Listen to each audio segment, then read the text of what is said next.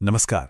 आज हम एक ऐसी किताब की बात करने वाले हैं जिसे एक तरफ तो साहित्यिक मास्टरपीस माना जाता है और दूसरी तरफ अब तक लिखी गई सबसे क्रूर कहानियों में से एक। और यही अजीब सा विरोधाभास कॉर्मैक मैकार्थी के उपन्यास ब्लड मेरिडियन के दिल में बसा है।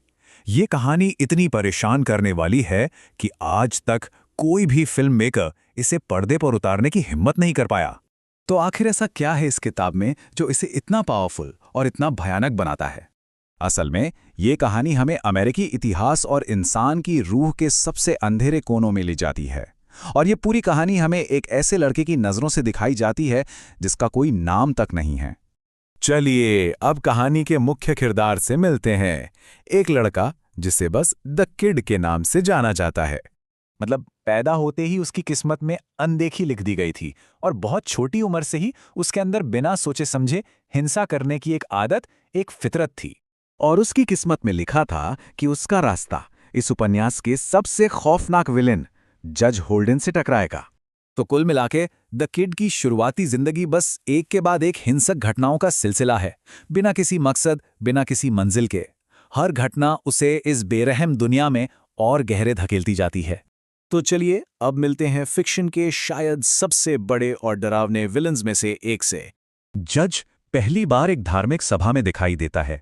वो एक बहुत ही विशाल 7 फीट लंबा गंजा आदमी है जिसकी ना तो भौहें हैं ना पलकें। देखने में लगभग किसी दूसरी दुनिया का लगता है। वो बड़े आराम से भीड़ से बात करता है और वहां के पादरी पर धोखेबाज होने का इल्जाम लगाता है। वो ये भी कहता है कि पादरी पर एक 11 साल की बच्ची के साथ जुर्म करने का भी आरोप है। इस इल्जाम से वहां भयानक दंगा भड़क जाता है जिसमें कई लोग मारे जाते हैं और बाद में जज बड़े आराम से कबूल करता है कि उसने तो उस पादरी को जिंदगी में पहली बार देखा था। और यही बात जज के कैरेक्टर को पूरी तरह से समझा देती है। एक ऐसी ताकत जो बस अपने मजे के लिए तबाही और मौत का खेल रचता है। कहानी आगे बढ़ती है। द किड और उसका एक साथी मैक्सिको में गिरफ्तार हो जाते हैं, पर उन्हें जेल से एक अजीब ऑफर मिलता है बदनाम ग्लैंटन गैंग में शामिल होने का। और अंदाजा लगाइए वहां उनकी मुलाकात किससे होती है? जी हां, जज से। और ये गैंग करता क्या था? Scalp hunting. और ये कोई मनगढ़ंत बात नहीं है, ये उस दौर की एक भयानक ऐतिहासिक सच्चाई थी जिसमें मैक्सिकन सरकार बॉर्डर पर रहने वाले मूल निवासियों की खोपड़ी लाने के लिए इनाम देती थी। तो समझने वाली बात यह है कि इस वहशीपन को बाकायदा बढ़ावा दिया जा रहा था। सरकार पैसे दे रही थी और हत्या एक मुनाफे का सौदा बन चुकी थी। और इस गैंग का पतन देखिए। शुरू में उन्हें काम मिला था अपाचे लड़ाकों को मारने का, लेकिन फिर लालच बढ़ता गया।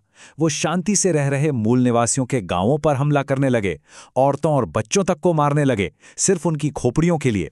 और जब उससे भी पेट नहीं भरा तो वे मेक्सिको के आम लोगों और सैनिकों को ही मारने लगे ताकि उनकी खोपड़ियों को भी बेच सकें। मतलब ये लोग भाड़े के हत्यारों से बिल्कुल शैतान बन चुके थे जिन्हें सिर्फ पैसे से मतलब था। और जैसे जैसे ये खून खराबा बढ़ता है, जज की असली फिलॉसफी सामने आती है। एक ऐसी सोच जो इस पूरी कहानी की नींव है। उसका तर्क ये है कि अगर भगवान को इंसानों की इस हैवानियत को रोकना होता तो वो अब तक रोक नहीं चुका होता। मतलब वो कहता है कि ये जो बुराई है ये कोई खामी नहीं है, ये तो दुनिया का, इंसान के वजूद का एक जरूरी हिस्सा है। तो जज की दुनिया को देखने का तरीका कैसा है? वो हर चीज को अपनी एक डायरी में लिखता है, क्योंकि उसका मानना है कि जिस चीज को वो नहीं जानता या उसने दर्ज नहीं किया उसके होने का कोई मतलब ही नहीं है। वो मानता है कि नैतिकता, ये सब कानून वानून तो बस कमजोरों को काबू में रखने के लिए बनाए गए हैं। असलियत तो संघर्ष है, लड़ाई है, और असली हक, असली ताकत हमेशा लड़ाई जीतने वाले की ही होती है। ये एक लाइन उसकी पूरी सोच को बता देती है।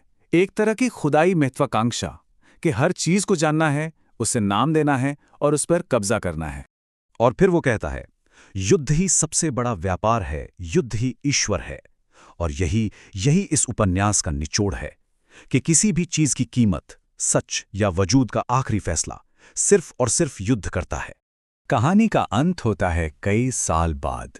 द किड अब एक अधेड़ उम्र का आदमी है और उसका सामना एक बार फिर जज से होता है जो एक दिन भी बूढ़ा नहीं हुआ है। और ये एक बहुत ही डरावना इशारा छोड़ जाता है कि इंसान आते जाते रहते हैं, मर जाते हैं, लेकिन युद्ध का जो सिद्धांत है वो अमर है। तो अगर युद्ध ही सबसे बड़ा जज है तो ये इंसानियत के बारे में क्या बताता है? ब्लड मेरिडियन इसका कोई सीधा साधा जवाब नहीं देता। ये तो बस इतिहास के सबसे खूनी पन्नों का आईना हमारे सामने रख देता है और हमें मजबूर करता है कि हम उस आईने में झांकें और देखें कि हमारे अंदर क्या है।